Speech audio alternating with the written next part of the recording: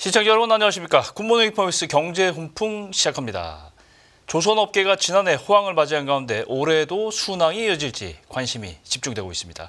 특히 수익성 좋은 고부가 가치 선박 수주에 거는 기대감이 굉장히 큰데요. 신영증권 리서치센터 엄경화 연구위원과 함께 알아보겠습니다. 어서 오십시오. 안녕하세요. 조선업 작년에는 굉장히 좋았어요. 네, 올해도 어떨지 예상보다 궁금한. 많이 좋았습니다. 그렇죠. 시장의 예상을 벗어난 정도로 이제 좋았다고 표현을 해주셨는데 선가도 오르고 발주량도 오르고 업황은 계속 좋아지고 있는 것 같습니다. 어떻게 보십니까? 일단 작년의 연간 시황을 잠깐 비교를 해드리면 예. 저희가 가장 보기 쉬우신 그 한 해 동안 수주했던 수주량에 대한 표를 좀 가지고 왔는데요.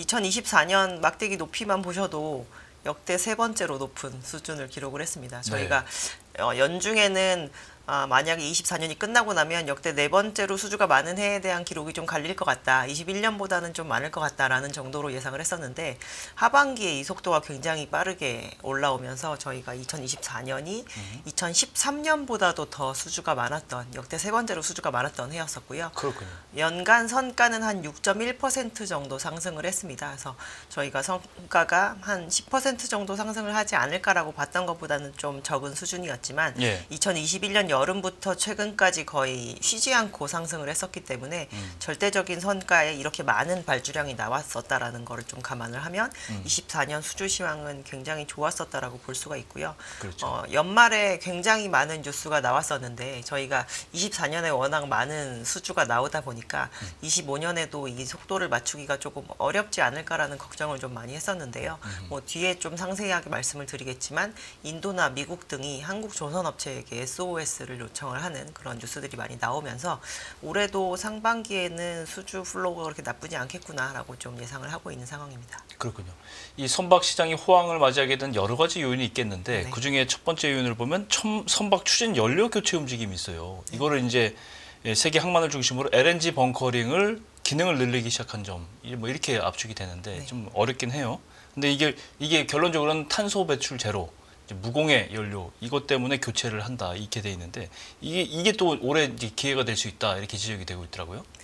24년부터 이미 그 부분을 많이 보여준 것 같고요. 저희가 22년, 23년으로 넘어올 때는 과연 두 번째 대체 연료가 뭐가 될까에 대한 부분에 대해서 되게 의견이 많이 엇갈렸었거든요. 네. 그래서 전 세계 1등 컨테이너 선사였었던 지금은 2등의 H이긴 하지만 덴마크의 머스크사가 다른 회사들은 다 LNG 추진 그 선박을 만드는데 갑자기 메탄올 추진 선박을 만들겠다라고 하면서 시장에서 과연 메탄올이 대세가 될까, LNG가 대세가 될까 이제 이거에 대한 걱정들과 이제 혼란이 좀 많이 있었는데요. 그렇군요. 작년에는 그냥 LNG가 이 시장에서 좀 쐐기를 박은 것 같습니다. 그리고 저희가 대체 연료로 보편화되기 위해서는 전 세계 어느 항만을 가도 그 대체 연료로 주유를 하기가 좀 쉬워야 되는 부분이 있잖아요. 예. 근데 저희가 23년 초 대비 24년 말까지 좀 보면 전 세계에서 LNG를 연료로 이렇게 주유를 할 수 있는 항만의 숫자가 굉장히 빠른 속도로 좀 늘어난 부분이 있습니다. 그래서 예. 거의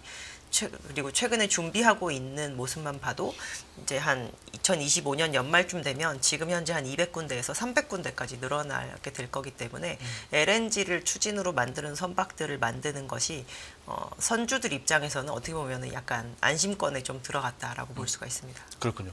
말씀하신 대로 이제 공해를 최대한 줄이고 결국에는 탄소 제로까지 낮추는 이제 선박 연료 시스템이 필요한 건데 네네. 국제해사기구가 2050년까지 모든 운행 선박들은 100% 온실가스 감축을 해야 된다 이렇게 규정을 하고 있잖아요. 여기에 이제 발을 맞춰가는 건데 말씀하신 대로 그 방법이 이제 LNG도 있고 이게 중간 단계인지 모르겠지만 LNG, 메탄올 이렇게 있다가 다시 이제 LNG 쪽이 좀 힘을 실어주고 있다. 근데 여기서의 핵심 연료가 암모니아라고 하는데 사실 암모니아는 좀 중간 단계에 있는 에너지로 제가 알고 있는데 친환경 측면에서 봤을 때 이걸 좀 설명해 주세요. 이게 이제 암모니아 선박 발주를 기대해 볼 수 있는 요인이 있기 때문에 여쭤보는 겁니다. 저희가 오히려 중간 단계의 역할을 좀 길게 하는 걸 LNG라고 얘기를 하는 편이고요. LNG가 기존의 벙커 CU 대비해서는 탄소 배출량은 한 30% 정도 줄어든다라고 이미 시장에서 좀 검증이 되어 있고 LNG를 추진으로 해서 만들었던 선박들이 시장에 돌아다닌 지가 20년이 넘었기 때문에 기술력에 대한 부분도 많이 검증이 되어 있습니다. 근데 암모니아가 이제 나오게 된 계기는 저희가 궁극적으로 넷제로로 가기 위해서는 탄소가 결국 연료에 포함이 되어 있지 않아야 되는 거잖아요. 그렇죠. 그래서 가장 궁극적인 연료 형태는 결국 수소다라고 얘기를 많이 하고 있는데 아하. 암모니아가 수소를 옮기는 가장 많이 옮길 수 있는 매개체가 된다라는 그런 의미도 있고 저희가 암모니아 자체를 지금은 현재 이제 전 세계적으로 해상물동량으로 왔다 갔다 하는 거는 비료에 대한 수요 때문에 좀 왔다 갔다 하긴 하는데요. 물성 자체가 LPG 운반선과 굉장히 유사하거든요. 저희가 암모니아를 수송하는 수송선이. 그래서 이제 저희가 가스 수송선들은 그 화물을 싣고 다니면서 동시에 그 화물을 저희가 연료로 이용하는 형태로 발달이 되다 보니 싣고 있는 연료로도 활용하고 네네. 운반도 하고. 예, 맞습니다. 그래서 이중연료 추진 엔진 선박이 만들어지게 된 건데 이제 궁극적으로 저희가 수소를 많이 옮기게 되는 연료 형태 중에서 어쨌든 탄소가 포함되어 있지 않은, 그러니까 질소산화물은 발생이 될지언정 탄소는 발생을 하지 않을 수 있기 때문에 질소산화물만 중간에 제거를 해준다라고 한다면 암모니아 또한 넷제로로 가는데 좀 한 걸음 다가서는 게 아니냐라는 시장의 의견이 있어서 그 부분에 대해서 조선 업체들이 실제로 엔진 개발도 많이 검토를 하고 있는 상황이고요. 그 부분에 대한 기술 투자를 굉장히 많이 진행을 하고 있습니다. 예.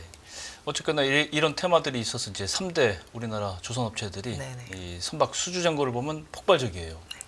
작년 11월 말 기준으로 한국조선해양이 77조, 삼성중공업 48조, 하나오션은 9월 말 기준으로 46조 원. 이게 거의 3년치 일감을 한꺼번에 땡겨서 수주를 받았다는 건데 3년 동안은 이거만 수주해도 괜찮다는 얘기 아닙니까? 저희가 3년치를 1년에 다 받은 것은 아니고요. 이제 한 3년에 걸쳐서 누적적으로 21년, 22년, 23년, 24년까지 1년에 만들어낼 수 있는 양보다 어쨌든 수주한 양이 더 많았습니다. 그러다 보니까 저희가 잔고가 계속 쌓여서 지금 대부분의 업체들이 한 3년 반치 정도를 수주를 하고 있는 상황이거든요. 그래서 저희가 일반적으로 2년치가 넘어서기 시작하면 매출이 감소할 거에 대한 걱정을 안 하기 시작을 하고 2.5년치 이상을 보유를 하게 되면 이 협상력이 선주에서 조선소 쪽으로 약간 넘어오는 그 변곡점에 있다라고 보통 표현을 하는데 이제 그 부분을 훨씬 뛰어넘는 지금 넉넉한 수주를 갖고 있게 된 것이고요. 2024년 같은 경우 생각을 해보면 특히나 저희가 선가가 많이 올라서 선주들이 그 선박의 가격을 굉장히 부담스럽지 않을까라고 생각을 했는데 오히려 폭발적으로 발주가 나오면서 조선 업체들의 그 수주 잔고가 이제는 어떠한 선박을 만들어도 적자 호선이 없다라고 표현을 할 수 있을 정도로 굉장히 좀 작년 같은 경우가 수주에 있어서는 좀 긍정적인 영향을 주는 그런 수주였었습니다. 그렇군요. 국가적으로도 보면 최근 인도 정부가 한국 조선사 선박을 발주하기 위해서 검토 중인 것으로 알려져 있고 규모가 무려 천척 수준에 달할 것이다. 이렇게 얘기가 나오고 있어요.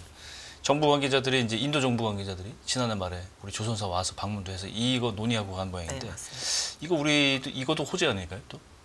인도는 실제로 해상 물동량에 있어서 지금까지는 아주 큰 부분을 차지하지는 않지만 왜냐하면 인도는 내수로 굉장히 많은 걸 소화해 버리거든요. 그래서 외국에서 뭔가를 가져와서 그거를 가지고 또 다른 완제품 만들어서 수출하는 과정까지는 별로 들어있지는 않긴 한데 이제 잠재력은 굉장히 이제 뛰어난 그런 국가에 해당이 되죠. 저희가 많은 공장들이 지금 인도로 가고 있는 상황이고 이제 그걸로 인해서 지금 원재료가 들어가고 있는데 여기에서 궁극적으로 완성품이 나오게 되면 해상 물동량의 큰 루트를 바꿔놓을 수 있을 만한 그런 잠재력이 있거든요.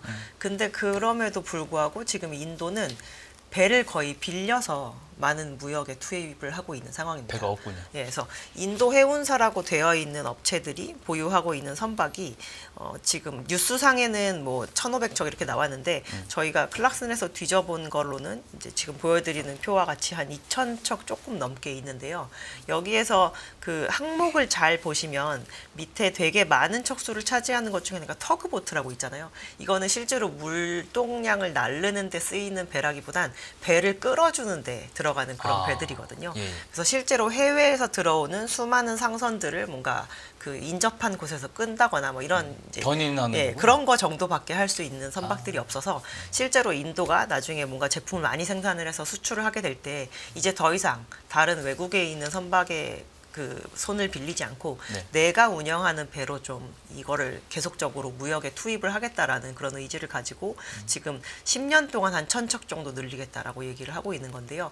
우리나라가 1년에 한 220척에서 250척 정도의 일반 상선을 제조를 하고 있거든요. 예. 그래서 인도가 만약에 10년에 걸쳐서 100척 정도의 선박을 물론 우리나라한테 다 주진 않겠지만 꾸준하게 발주를 한다라는 얘기가 되면 국내 업체 입장에서는 이제 어느 정도 수주에 있어서 큰 볼륨을 차지하는 큰 고객사가 생긴다는 그런 의미로 받아들일 수 있습니다. 그렇군요. 잘 돼야 될 텐데. 근데 수주는 화랑이고 성과도 높아지고 네. 다 좋은데 시장 점유율은 우리나라 선박 회사들이 중국에 계속 밀리고 있는 것 같아요. 작년이 좀 심했던 것 같아요. 통계 보니까 4분의 1 정도밖에 안 되는 것 같은데요. 그래서 저희가 국가별로 좀 수주량과 건조량을 비교한 표를 좀 갖고 왔는데요. 예. 왼쪽에 있는 중국 보시면 저희가 주황색으로 표시해 놓은 막대기는 1년에 그 나라가 만드는 배의 양이고 예. 파란색은 수주를 한 양입니다. 근데 24년 같은 경우 중국이 만드는 배의 양보다 거의 2배수에 해당하는 수주를 진행을 했거든요. 그러네요. 그래서 이렇게까지 많이 수주를 했고 우리나라 업체들 같은 경우는 실제로 글로벌 수주가 24년에 21년을 상회하긴 했지만 국내 업체들은 양적으로 봤을 때는 여전히 21년, 22년이 더 많은 수주를 했었습니다. 그리고 1년에 만드는 정도 수준만큼의 수주를 22년, 23년, 24년 받다 보니 한국은 지금 수주 잔고가 3년 반치 정도에 굉장히 균일하게 이렇게 포진이 되어 있는데 그렇죠. 중국 같은 경우는 작년에 이게 폭발적으로 만들어내는 것보다 수주한 게 많아서 무려 이제 4년치의 지금 수주 잔고를 가지고 있는 상황이거든요. 예. 근데 수주 점유율상으로는 좋았을 수 있지만 이 부분을 앞으로 실제로 정말 다 제 시간에 인도를 할 수 있을지에 대한 부분은 조금 점검이 필요할 것 같고요. 만약에 작년에 선박의 가격이나 이런 거를 욕심을 내서 중국이 수주를 했는데 그 부분을 만약에 소화를 못해서 27년, 28년에 인도를 할 수 있는 납기에 대한 부분을 만약에 잘 지키지 못한다라고 한다면 오히려 고객사와의 신뢰는 좀 깨질 수도 있을 만한 그런 여지가 있기 때문에 국내 업체들이 오히려 지금은 포지션을 잘 취하고 있는 게 아닌가라고 저희는 생각하고 있습니다. 그렇군요. 선박 수주 늘면 당연히 우리나라 조선 3사들의 실적도 굉장히 좋아졌겠죠? 그렇죠. 저희가 특히나 점점 비싼 배를 받고 있는 상황인데 24년에 저희가 이제 막 성과가 오르기 시작한 선박을 만들므로 인해서 벌써 한 중간 한 자릿수 정도의 영업이익률을 기록을 하기 시작을 했잖아요. 굉장히 오랜만이었었거든요. 그래서 올해와 내년의 실적이 굉장히 기대가 되는 상황입니다. 예. 조선사들은 게다가 이제 달러로 수주대금 받기 네네. 때문에 고환율 혜택을 좀 받는다. 네, 이렇게 맞습니다. 분석이 되고 있어요. 뭐 그러다 보니까 이제 실적도 좋아지고 환율 혜택도 받고 주가가 좋아요. 근데 3사들을 보면은 주가는 좋은데 3사별로는 조금 차이가 있는 것 같아요. 어떤 네. 차이가 있을까요? 지금 주가가 제일 안 올라서 속상하신 투자자분들은 아마 삼성중공업을 보유를 하고 계신 그런 것 같아요. 이 분들이실 것 차트를 같아요. 보니까 그렇습니다. 네. 근데 이 3개 그룹에서의 좀 지금 현재 바라볼 수 있는 극명한 차이는 일단 삼성중공업은 방산 관련 조선업을 영위하고 있지 않다라는 차이도 있고요. 네. 그리고 그룹 내에 선박용 엔진에 대한 법인 또는 사업부를 가지고 있지 않다라는 특징도 있습니다.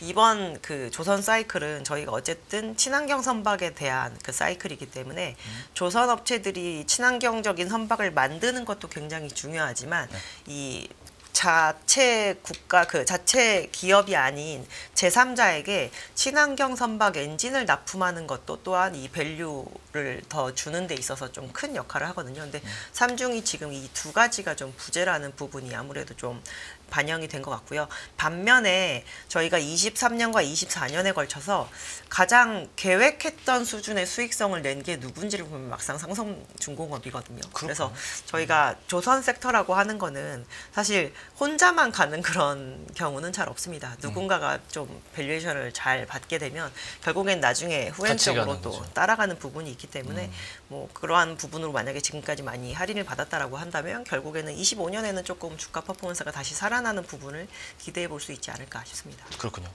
우리나라 조선업계는 뭐 기억해 보면 굉장히 뭐 구조조정에 굉장히 많은 고통을 좀 겪었고 뭐 험난한 시기를 겪고 왔어요. 이제 좀 개화를 하는 것 같은데 실질적인 경쟁력을 이제 그동안에 갖추게 됐고 네. 개편을 하면서 밸류체인도 안정화됐고 여러 가지 좋은 호재들이 많은데 올해 조선업종에 대한 투자 전략을 마지막으로 좀 말씀해 주세요. 저는 개인적으로 그냥 25년만 딱 놓고 봤을 때는 상고하저라고 생각을 하고 있습니다. 상고하저. 예, 저희가 아까 그림에서도 보여드렸지만 한국 조선 업체가 역사적으로 세 번째로 많은 수주를 한 해가 아니었거든요. 2024년은. 네. 근데 주가는 21년을 어쨌든 더 뚫고 올라갔는데 그거는 업황의 분위기를 크게 좌우했던 중국의 수주도 사실 실질적으로 이 밸류를 더 얹어주는 데 있어서 크게 역할을 했다라고 저희는 생각을 하고 있습니다. 그래서 25년의 총 수주량이 24년보다 더 많아질까라고 예상하는 거는 저는 굉장히 섣부른 판단이라고 생각을 하고 있고요. 네. 그래서 수주량에 있어서는 어쨌든 작년보다 좋기는 상당히 어렵다라고 판단을 하고 있고 반면에 국내 조선 업체들의 이제 올해의 봐야 되는 주가에 영향을 주는 요인 중에 좀 중요한 것 중에 하나는 실적입니다. 실적이 굉장히 좋을 예정이거든요. 저희가 2007년에 수주해서 2010년에 그 고부가 선박 만들었었던 그때보다 오히려 조선 업체들 ROE가 더 높아지지 않을까라고 생각이 되고 있기 때문에 어닝에 대한 부분을 이제 많이 주가에 반영할 수 있는 시점에 저희가 투자에 대한 성과를 조금 회수하는 게 좋다라고 보고 있는데요. 상반기보다 하반기가 그 폭 자체가 조금 높을 거라고 보는 게 절대적인 이익은 하반기가 더 높겠지만 아까 말씀하신 것처럼 지금 환율이 굉장히 좋은 상황이잖아요. 그렇죠. 2024년 초까지만 하더라도 국내 조선 업체들 계획 환율이 거의 1,200원대 중반밖에 안 됐었거든요. 아이고. 근데 지금 거의 그거보다 200원 정도 높은 상황이니까 그러니까요. 올해 이제 그 저희가 해지를 해놓지 않고 오픈해 놓은 그 부분에 대한 실적이 1분기 뭐 상반기 이렇게 실적 나올 때 조금 더 부각이 될 텐데 하반기에 대한 환율을 가늠할 수는 없겠지만 저희가 더 높아진다라고 가정을 하는 건 너무 업황에 있어서는 굉장히 긍정적으로만 반영을 하는 거라서 그렇지 않다라고 생각을 해보면 하반기는 실적이 좋아지는 폭 자체도 조금 더 둔화될 수 있지 않을까라고 보고 있습니다. 그래서 상반기 어닝 시즌이 나오는 부분을 충분히 누리시고 어느 정도 이제 투자의 부분을 올해는 조금 회수를 하는 부분도 조금 고려해 보시는 게 저희는 좋다라고 보고 있습니다. 그렇지만 내심 상고하고가 되길 바라보는 마음은 있습니다. 네, 신영증권 엄경화 연구위원님과 화랑을 지수 갖고 있는 국내 조선업체 상황 종합해서 들어봤습니다. 오늘 말씀 고맙습니다. 감사합니다.